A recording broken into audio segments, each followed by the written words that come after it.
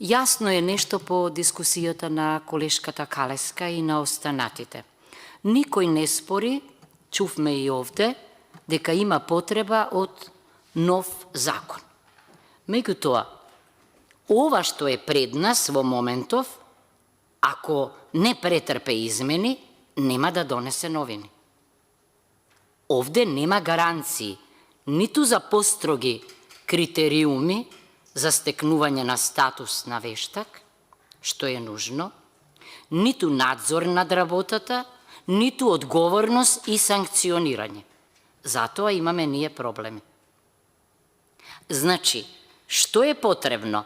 Еве, јас во предвид го имам она што се случува деновиве и актуелно е со телевизијата 24 и пресудата на Управниот суд, каде се вели, како се вели, дека проценката ја направила институција која што не била квалификувана за тоа и целата работа се враќа на почеток. Значи, бидејќи во редовна постапка председателе ќе оди законот, а добро е тоа, крајно време е да поканите вештаци, луѓе вештаци, кои се директно засегнати од овој закон, да поканите луѓе од судовите исто така, да поканите луѓе од куќите кои што, значи, едуцираат, зашто само на тој начин ние ќе видиме што е она што недостига и што е она што фрла сенка на квалитетот на вештачењата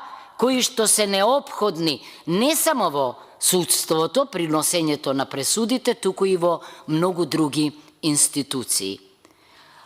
Кога внатре читаме ние, на што се, иако се повикуваат нели на аки комунитер, односно на европското право, очигледно е дека дури и кога се вели дека вештачењето може да го изврши некој од надвор, формулациите апсолутно не се такви што повикуваат на европските стандарди. Значи, нам ни требаат европски стандарди, тогаш ќе кажеме дека е добро што овој закон се нашол на оваа комисија.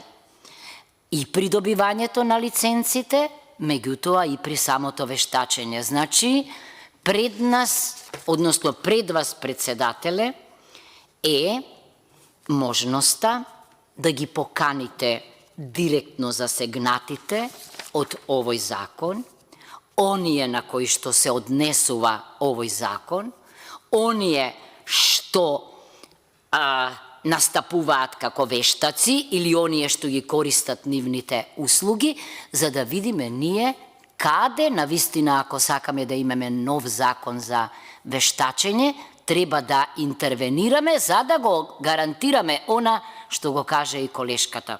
Прво, квалитетно вештачење, постојана едукација, лиценци не само овде, туку и надвор, зашто тие не би имале исто така предност, надвор луѓето може да добијат лиценци и се разбира одговорност за грешките, бидејќи засега ние, освен некои скандали и расправи по тоа, не сме имале вистински санкции за лошо вештачење, за погрешно вештачење и посебно треба да обрнеме внимание на разликата меѓу бирото за судско вештачење и бирото за проценка.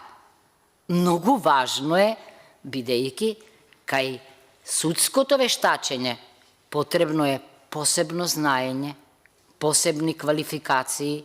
Не можеме ние, значи, све да нивелираме и да изедначиме, затоа што тогаш ќе имаме сериозни проблеми, како што реков деновиве, имаме со она извонредна квалификација од Управниот суд во врска со концесијата за 24 телевизијата, бидејќи тамо некој вршел проценка, односно вештачење, ама тој некој сега се утврдува дека воопшто не бил квалификуван.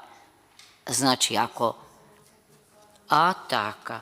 Значи, одговорност. Не гледам и таа дисциплинска одговорност, Снежана, е нешто што е најблаго.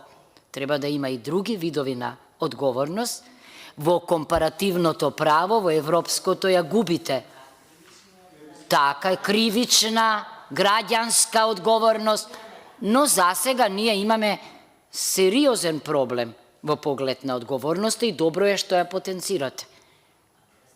И јас исто ја потенцирам и повторно го молам председателот да го скрши мразот и на оваа комисија да покани луѓе, бидејќи таква можност му дава деловникот, тогаш ние од прва рака ќе чуеме сериозни, предлози и ќе можеме квалификувано да гласаме. Благодарам.